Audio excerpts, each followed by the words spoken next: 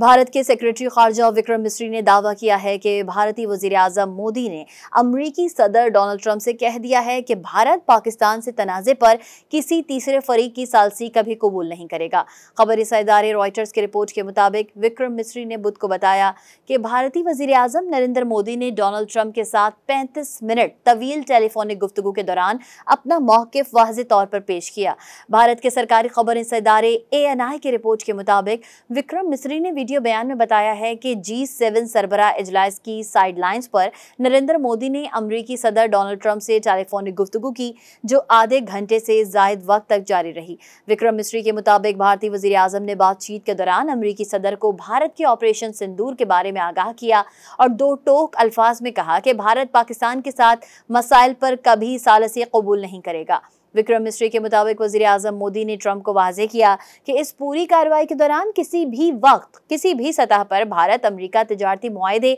या पाकिस्तान और भारत के दरमियान अमरीकी सालसी के बारे में अमरीका से कोई बात नहीं हुई। उन्होंने कहा कि मोदी ने ट्रंप को बताया कि फौजी कार्रवाई रोकने पर बातचीत भारत और पाकिस्तान के दरमियान बराह रास्त हुई, जो दोनों ममालिक की अफवाज के दरमियान राबते के मौजूद जराए के जरिए की गई और ये इक़दाम पाकिस्तान की दरख्वास्त पर उठाया गया। उनका मजीद कहना था कि नरेंद्र मोदी ने दो टोक अल्फाज में कहा है कि भारत ने कभी सालसी कबूल नहीं की, ना अब करेगा और ना आइंदा कभी करेगा। विक्रम मिस्री के मुताबिक अमरीकी सदर ने नरेंद्र मोदी को मुख्तसर क़याम की दावत दी, जो मोदी ने ठुकरा दी। मज़ीद न्यूज़ अपडेट्स और डिजिटल स्टोरीज के लिए सब्सक्राइब करें डॉन न्यूज़ पाकिस्तान।